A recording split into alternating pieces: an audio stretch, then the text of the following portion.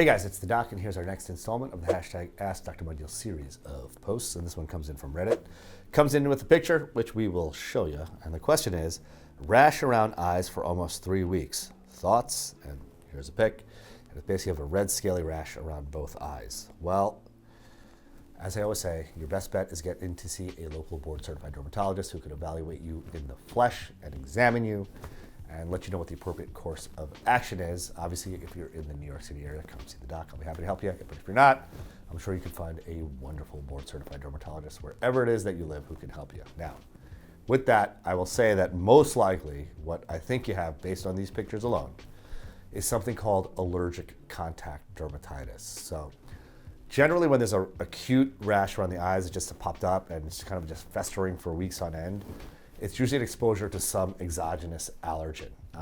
And for some reason, the eyelids are very, very sensitive to exogenous allergens. Well, it's not for some reason. The reason why is the cells that respond to allergy and like in mount an immune response are very prevalent on eyelid skin. So basically, like they react to some antigen that you're allergic to, they go back to the lymph nodes and say, hey guys, let's go. Like it rounds up the troops and gets to the eyelids and causes a rash like you have it.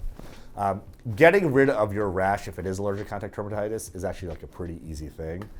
Usually like a very mild topical steroid that's safe to use around the eyes does the trick in just in 4 or 5 days generally. What I do tell my patients is, to do that, if the rash comes back after doing that, you can do it one more time.